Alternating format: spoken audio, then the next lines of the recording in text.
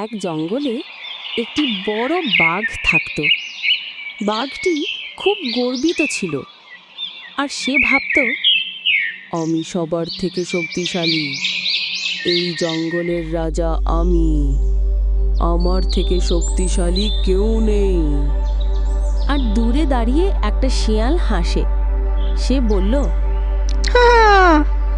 বাঘ মামা, এ কি তুমি বলছো?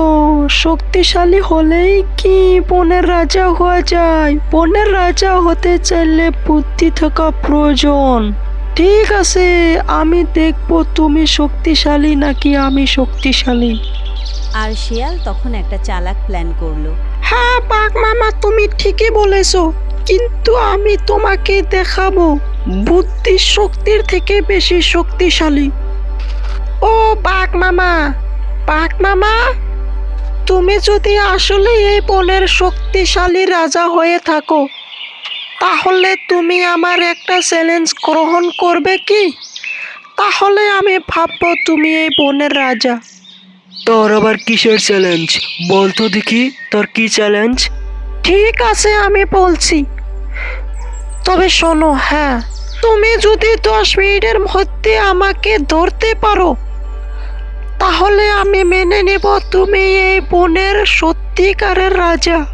ঠিক আছে, শুরু কর তাহলে। শিয়াল দৌড়াতে শুরু করলো। শিয়াল দৌড়ানোর সময় কখনো কখনো গাছের আড়ালে লুকোলো, কখনো ঝোপে ঢুকলো। এইভাবে বেশ তারা কতক্ষণ দৌড়াতে থাকে। দৌড়াতে দৌড়াতে বাঘ হয়রান হয়ে বলল, না, এই শিয়াল কোথায় গেল? এই শিয়ালকে তো আমি ধরতে পারছি না। আর এই শিয়াল তো দেখি সত্যি সত্যি আমাকে বোকা বানাচ্ছে। আমি তো একে ধরতে পারছি না। আর এইভাবে যেতে যেতে বাঘ তো একটা গর্তের ভিতরে পড়ে গেল। আর সে তখন বলতে থাকলো, আহ, এ কি হলো?